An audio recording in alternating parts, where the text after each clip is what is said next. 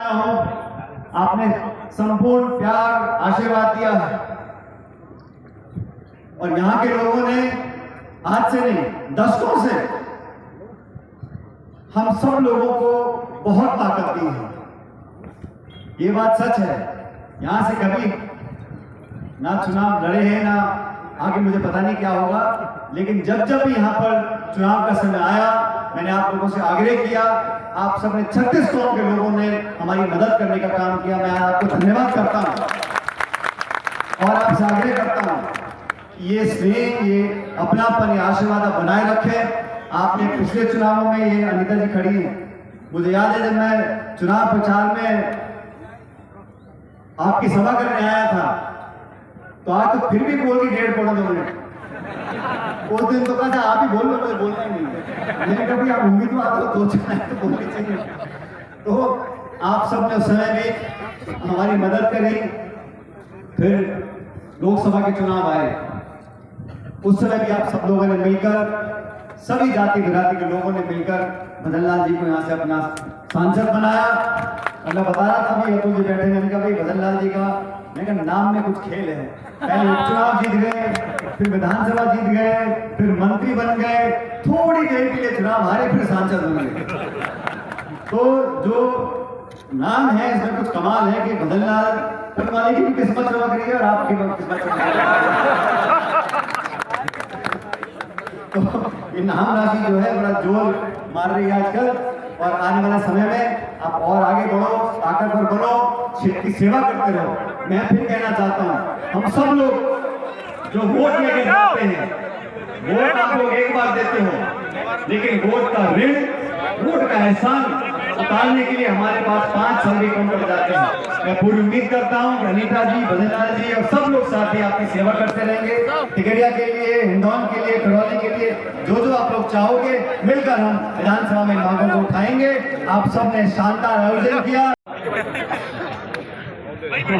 विधायक अनीता राठौर जी, थोड़ा भीम से विधायक घनश्याम मेहर साहब, और दौसा से भी हाल में चुनाव हुआ जहाँ से जीत के आए हमारे नौजवान साथी डीसी बैगवा साहब, उत्तर प्रदेश से समाजवादी पार्टी के विधायक अतुल प्रधान जी, पूर्व विधायक लाखन मीणा जी, पूर्व सांसद राज्यसभा से 2 बार रहे मुंशल मीणा जी, दिया खटाना साहब, इंद्राज जूगर साहब, ओम प्रकाश खेला जी, रसीलाल बैगवा साहब, जिला प्रमुख ओम प्रकाश मामू जी, रामलाल और साहब, शिवराम मीणा जी, जिला अध्यक्ष पूर्व प्रधान गायत्री मीणा जी, एजाज अहमद साहब, जोगेन मावे जी, और पूर्व जिला अध्यक्ष बहुत कड़क नेता रही अलका मीणा जी। अलका जी, अब राम नाम को सब लोग बहुत दिन बाद देखे हम लोगों का, भवी मीणा जी,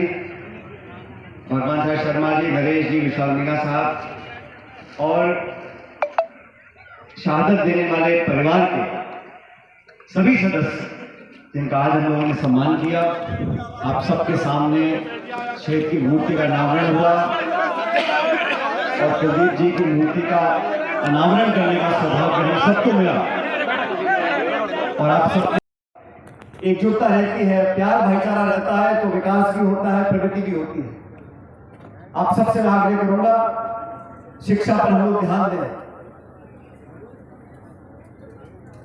फौज की बात हम लोग कर रहे थे, मुझे भी सौभाग्य मिला 2012 में भारतीय सेना का हिस्सा बनने का। स्वर्गीय पायलट साहब भी वायुसेना में फाइटर पायलट थे। मेरे स्वर्गीय दादाजी, वो कम पढ़े लिखे थे, वो हवलदार तक रह गए थे। लेकिन फौज, इस देश में फौज के प्रति जो भावना है, दुनिया में 200 देश हैं, किसी देश के नागरिकों में फौज के प्रति वो भावना नहीं जो हमारे देश के अंदर है। और वो इसलिए है, हम लोग हमारी मिट्टी से प्यार करते हैं, मातृभूमि से प्यार करते हैं, एक दूसरे से प्यार करते हैं। देशभक्ति की भावना तब तक पैदा नहीं होती जब तक आपसी प्रेम और भाईचारा नहीं होता। हमारा आपस में झगड़ेंगे, दरारें पैदा होगी, नफरत पैदा होगी, तुम देश प्रेम नहीं कर सकते। फौज की बात, संख्या में जो परिवार है, जिन्होंने कई पीढ़ियों तक सेना के माध्यम से देश की सेवा करी है। मैं इस परिवार को और उन तमाम परिवार वालों को जिन्होंने अपनों को खोया है देश की रक्षा करते हुए, उन सबको नमन करता हूं, अपना शीश झुकाता हूं और आप सबसे आग्रह करता हूं कि हम उन परिवार वालों को संबल दें, ताकत दें और अपनी पूरी सहायता सहयोग कर आने वाला जीवन उनका बेहतर बनाने की कोशिश करें। साथियों, बाकी लोगों ने बहुत सारी बातें बोली, मैं तो सिर्फ इतना कहना चाहता हूं कि आज आप सब यहाँ इकट्ठे हुए हो। मैं देख रहा हूं खेतों में खूब फसल की लावनी चल रही है, लोग काम कर रहे हैं। मैं उम्मीद करता हूं कि हम सबके घरों में खुशियां आए, हमारे किसान भाई आर्थिक रूप से और संबल हो। लेकिन एक बात तय है, इस देश प्रदेश में अगर प्रगति विकास को लेकर आना है, हमें आगे बढ़ना है, तो हमें शिक्षा के माध्यम से, बहन बेटियों को पढ़ाने के माध्यम से अपने परिवार वालों को मजबूत बनाना है। लेकिन जो हकीकत है बयान करनी चाहिए, फौज में घुसने के लिए लाखों लाख बच्चे तैयारी करते हैं। मुझे दुख है कि सत्ता में बैठे लोगों ने फौज की नौकरी को भी अपने मनमाने तरीके से कम करने का काम किया। 4 साल की नौकरी और फिर रवाना करने का काम कर रहे हैं। मतलब खुद तो आप 5-5 साल चुनाव लड़के 15-15, 20-20 साल तक का भोगो, और जो टावर छोड़े नौकरी करना चाहते हैं उनको 4 साल नौकरी लेकर छुट्टी करनी, खुद के लिए तो 3-3 टर्म, और जो फौज नौकरी करते हैं उनको 4 साल नौकरी करके घर भी तो 20-22-21 साल की उम्र में आप रिटायरमेंट कर लो लोगों की। ये सही नहीं। हमने तो उसका विरोध किया। मैंने कहा आपको बचत करनी है, पैसा कम खर्च करना है, 100 तरीके और है, लेकिन एक सोच बन गई है।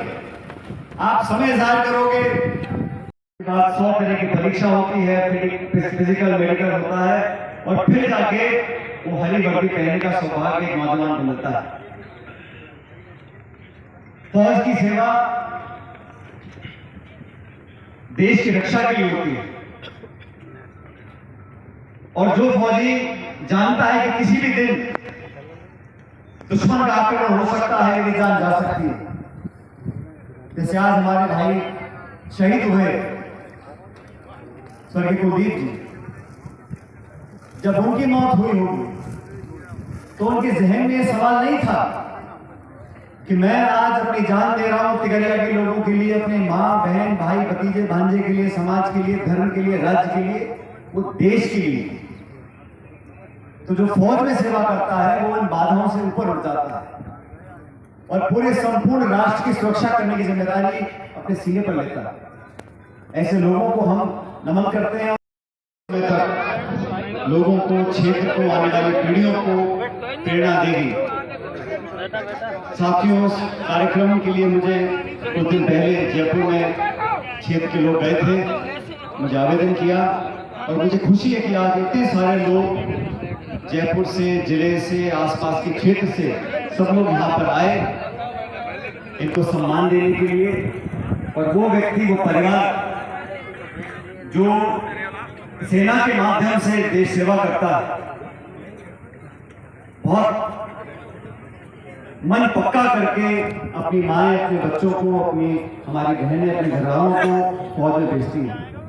और फौज की नौकरी में घुसना तो आसान काम नहीं, बहुत लगन, मेहनत, परिश्रम, अनुशासन जो व्यक्ति रखते हैं, इतिहास बदलने में, खोद खोद कर मंदिर ढूंढने में।